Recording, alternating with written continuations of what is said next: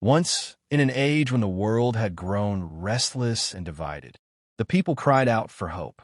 They longed for peace, a peace not found in war, a unity not born from truth, but from exhaustion. They wanted someone to save them, someone to fix what was broken, to promise healing, progress, and a better tomorrow. And so, he appeared. He did not come cloaked in darkness or violence. No, he came in light, a light so radiant that even the wise were blinded.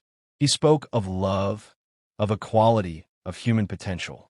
He promised to end hunger, erase poverty, and unite the nations under one dream. His words were smooth as honey, his smile soft and compassionate. He did not command, he invited. He did not threaten, he inspired. The people adored him. They filled the streets to hear his voice. They raised banners in his honor. Leaders called him the dawn of a new era. Crowds whispered, "Surely, this is the one we've been waiting for." They gave him their loyalty, their trust, and slowly, their freedom. But behind the light, shadows began to move. At first, few noticed them. They were quiet, subtle, like ink spreading through water. A symbol carved here, a strange phrase there. The mark appeared on his hand, his throne, his seal. And each promise of unity came with a silent cost. Every law for peace tightened the invisible chains a little more. Every regulation of safety quietly erased a voice. Those who questioned him were mocked. Those who resisted were silenced. And those who warned were called enemies of hope. Still, the world cheered. Still, they applauded. Because his light was beautiful, and beauty, they thought, must mean good. The deceiver built his kingdom not with swords, but with screens and smiles. He did not conquer nations. He conquered attention. He ruled through comfort, through entertainment, through the illusion of freedom. He offered people everything they desired: safety, pleasure, purpose. And in return, he asked for their souls, disguised as consent. And the world slept, eyes open, yet blind, hearts beating, yet numb. Humanity traded its truth for convenience, and its faith for technology. Then, among the silent millions, a few began to awaken. They saw what others could not, the shimmer of false light, the rot beneath the beauty. They saw how truth had been replaced with comfort, and how a lie had been wrapped in love. They whispered to one another, "This peace is not peace. It is control. This light is not light. It is reflection, not radiance." But their warnings were drowned in applause. Their voices faded beneath the roar of celebration. And the deceiver smiled, a calm, patient smile, as if he had seen it all before. Because he had. For this was not the first time. Humanity has always fallen for the beautiful lie, the promise of godhood without God, the dream of freedom without truth, the ancient whisper, "You shall be as gods." The oldest story told again. Eden reborn, but this time with circuits and steel, with iron and electricity.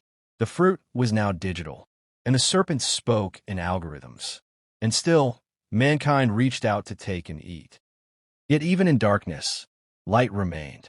Not the blinding false light of control, but the quiet, steady glow of truth, the kind that burns instead of flatters. There were those who stayed awake. They did not shout. They did not rebel in anger. They simply refused to believe the lie.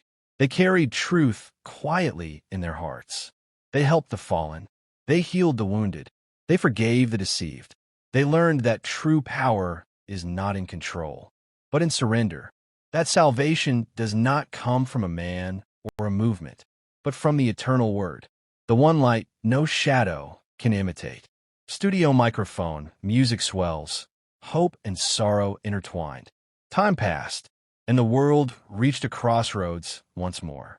On one side stood the comfort of illusion, bright, easy, seductive. On the other, the cost of awakening, painful, lonely, yet real. The people hesitated, caught between what pleased their eyes and what stirred their souls.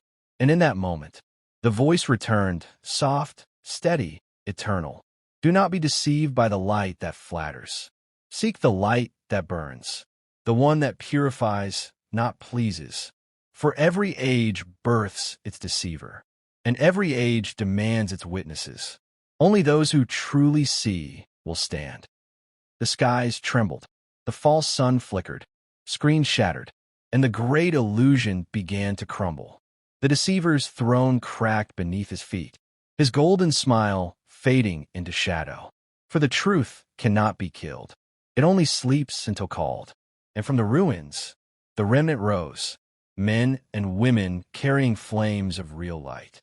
Their faces scarred, but their eyes shining with something beyond this world. They walked into the dawn, a dawn not powered by machines or promises, but by faith, by courage, by truth. So the story ends as it began. A world divided, a people searching, a choice waiting to be made. But remember this, not every light is holy, not every savior saves, and not every peace is pure. The great deceiver rises in every age, clothed in the hopes of man. But those who seek the light that burns, the one that cleanses, not comforts, they will endure, they will see, and they will stand. For in every age, the great deceiver rises again, and only those who truly see will stand.